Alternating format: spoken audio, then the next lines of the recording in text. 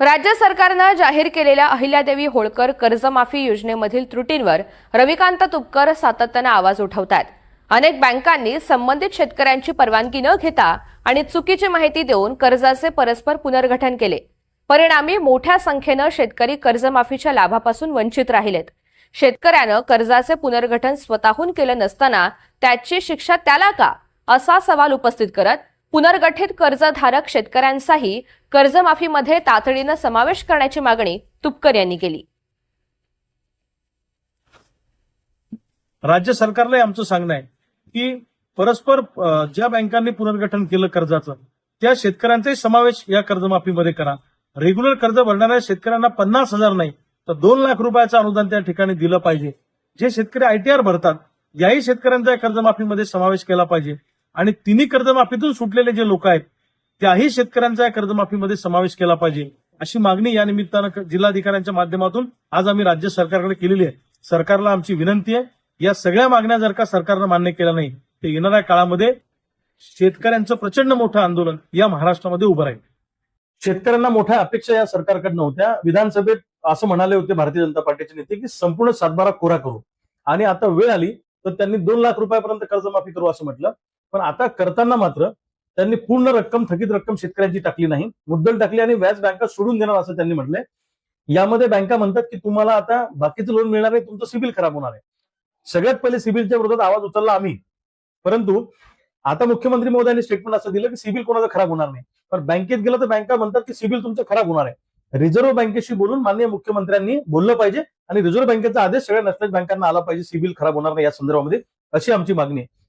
दुसऱ्या बाजूला तिन्ही कर्जमाफीतून जे शेतकरी सुटले, 2009च्या कर्जमाफीतून सुटले, 17चे सुटले, 19चे सुटले, या तिन्ही कर्जमाफीतून सुटलेल्या लोकांचा समावेश या कर्जमाफीमध्ये करावा, अशी आमची मागणी आहे। दुसऱ्या बाजूला काही शेतकरी शेती कर्ज सोडून इतर कर्ज मिळण्यासाठी ते आयटीआर भरतात, होम लोन आणि एज्युकेशन लोन मिळण्यासाठी। त्या आयटीआर भरणाऱ्या शेतकऱ्यांना सुद्धा कर्जमाफीत समावेश करा, कारण ते काही श्रीमंत शेतकरी नाही आहेत। दुसऱ्या बाजूला रेग्युलर कर्ज भरणारे जे शेतकरी आहेत त्यांना 50,000 रुपये नको तर 2 लाख रुपयाचं प्रोत्साहनपर अनुदान दिलं पाहिजे, अशी सुद्धा मागणी या निमित्तानं आहे। आणि अनेक बँकांनी परस्पर पुनर्गठन केले शेतकऱ्यांच्या परवानगीशिवाय, त्याही शेतकऱ्यांचा कर्जमाफीमध्ये समावेश करावा, ही आमची क्रांतिकारी शेतकरी संघटनेची मागणी आहे। आणि या महिन्यामध्ये प्रचंड मोठं आंदोलन या राज्यामध्ये शेतकऱ्यांचं या अनुषंगानं उभं राहणार। ते राज्य सरकारनं जी पीक विम्याची सुधारित योजना आणली आहे ही योजना अतिशय बोगस आहे। जुनी जी 4 ट्रिगरवाली योजना होती ती योजना अतिशय उत्तम होती, त्यात शेतकऱ्यांना विमा मिळण्याची शक्यता जास्त होती, कारण 4 स्थितीमध्ये विमा मिळत होता। आता एकच ट्रिगर आहे, त्यामुळे शेतकऱ्यांना विमा मिळणार नाही, कापणी प्रयोगावर आधारित पीक विमा मिळणार आहे। त्यामुळे कंपनी काय करते, कंपनी अशा ज्या शेतात जास्त उत्पादन आहे तिथे जाऊन कापणी प्रयोग करते आणि उत्पादन छान आलंय अशा पद्धतीचा अहवाल देते, त्यामुळे शेतकऱ्यांना विमा मिळणार नाही। दुसऱ्या बाजूला बुलढाणा जिल्ह्यामध्ये 2024च्या शेतकऱ्यांना विमा पोर्टलवर दाखवत होता, पण परवा दिवशी अचानक तिथं 0 दाखवलं। कंपनीनं अचानक शेतकऱ्यांचे क्लेम रिजेक्ट केले। या एआयसी विमा कंपनीनं 2024 मध्ये बुलढाणा जिल्ह्यातला 32,500 शेतकऱ्यांचा विमा थांबवलाय। पंचनाम्यामध्ये नुकसान 80% दाखवलंय आणि विमा देताना मात्र 0 दिलाय। हा मोठा स्कॅम आहे, हा घोटाळा आहे, याचा पाठपुरावा आम्ही करतोय। माननीय मुख्यमंत्र्यांना मला सांगायचंय की महाराष्ट्रातले 2024चे 25चे सुद्धा विम्याचे पैसे जे थकलेले ते द्यायला कंपन्यांना सांगा, त्या कंपन्यांना टाईट करा, त्यांच्यावर कारवाईची भाषा करा किंवा कारवाई करा, ही मुख्यमंत्र्यांना विनंती आहे। आणि जुनी पीक विमा योजना लागू करा, ही सुद्धा आमची मागणी आहे। याच्यासाठी मोठं आंदोलन येणाऱ्या काळामध्ये क्रांतिकारी शेतकरी संघटना करणार आहे। असं आहे, बोगस बियाणे विकणाऱ्या कंपन्यांवर जी कारवाई करण्याचा कायदा आहे हा अतिशय तकलादू आहे केंद्र सरकारचा। 1966चा कायदा सीड ऍक्ट तो बदलला पाहिजे, त्या शिक्षेची तरतूद वाढवली पाहिजे, तो कायदा कठोर केला पाहिजे, ही आमची शेतकऱ्यांची मागणी आहे।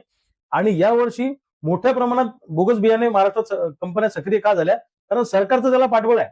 सरकारने ठरवलं तर एक दाणा सुद्धा बोगस बियाचा महाराष्ट्रात येऊ शकत नाही, पण सरकारचं पाठबळ आहे। आता ज्या कंपनीनं बोगस बियाणं विकलं त्या कंपनीचं प्रोडक्शन किती आहे हे डोक्यात ठेवून प्रति बॅग त्यांच्याकडनं खंडणी वसूल करण्याचं काम कृषी विभाग करतो आहे। 200-300 कोटींची उलाढाल म्हणजे भ्रष्टाचाराच्या रूपानं, खंडणीच्या रूपानं कृषी विभाग करणार आहे। तालुका कृषी अधिकाऱ्यापासून कृषी आयुक्त, कृषी मंत्र्यांपर्यंत सगळ्यांपर्यंत बियाणे कंपन्यांकडनं हप्ते जातात। शेतकऱ्यांना वाऱ्यावर सोडायचं, त्यांना नुकसान भरपाई द्यायची नाही आणि बियाणे कंपन्यांना पाठीशी घालायचं, असा उद्योग सरकारने चालवलेला आहे।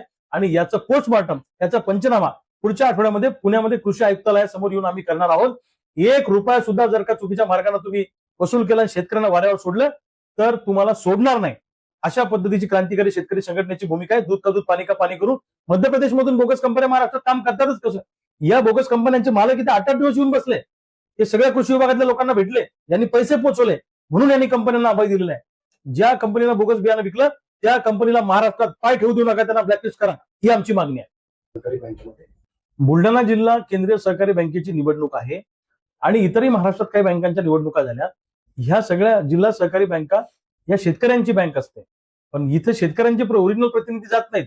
आमदार खासदार तिथे जाण्यासाठी तडफडा करतात, कारण सगळ्यांना बँकेचा उद्धार करायचा आहे, बँकेच्या माध्यमातून सामान्य लोकांचं भलं करायचं आहे. अशा पद्धतीनं डायरेक्टर व्हायसाठी तडफडतात ते सगळे लोक. माझं म्हणणं आहे की गावगाड्यातल्या सामान्य शेतकऱ्याला का तुम्ही डायरेक्टर करत नाही तिथं? कारण हा सगळा सहकारामध्ये एकत्र यायचं पक्ष सोडून आणि तिथं डल्ला मारायचा, असा या लोकांचा उद्देश असतो. म्हणून बाजार समित्यांमध्ये गेलेले लोक, जिल्हा सहकारी बँकेत गेलेले लोक, सहकारी संस्थांमध्ये घुसणारे लोक जे आहेत पुढारी, यांना तिथे मलिदा मिळतो म्हणून तिथे जायचा तडफडा असतो. तिथे काही शेतकऱ्याचं भलं करण्यासाठी येतात ते लोक? अजिबात नाही. सगळ्या महाराष्ट्रातली अवस्था बघा, सगळ्या जिल्हा सहकारी बँकेतले पुढारी बच्चे सामान्य शेतकरी आहे, निव्वळ शेती करणारा, असा शेतकरी बँकेवर डायरेक्टर होत नाही किंवा त्याला घेतलं जात नाही. हे सगळे टोळी करून एकत्र येतात आणि आपसामध्ये वाटून घेतात. अधिवेशन सुरू आहे. शेतकऱ्यांच्या प्रश्नावर अजिबात केंद्र सरकारनं काही भूमिका घेतलेली नाही. वास्तविक पाहता केंद्र सरकार दरबारी शेतकऱ्यांचे अनेक प्रश्न सुटतात. शेतीमालाच्या भावाचा प्रश्न आहे, आयात निर्यातीच्या धोरणाचा प्रश्न आहे, हा प्रश्न केंद्रातच सुटतो. परंतु आमचं शेतकऱ्यांचं दुर्दैव आहे की या अधिवेशनामध्ये घोडे बाजाराशिवाय काही झालेलं नाहीये. खासदार विकत घ्या, डिलिमिटेशनचं बिल आणा, एवढाच अजेंडा सरकारचा आहे. जेनझीचं जे जंतर मंतरवर आंदोलन झालं, या विद्यार्थ्यांनाही फसवण्याचं काम सरकारने केलेलं आहे. आंदोलन संपेपर्यंत यांच्याशी गोडगोड बोलले आणि यांच्यावरच्या पोलीस केसेस मागे घ्यायला ते तयार नाहीत. किंबहुना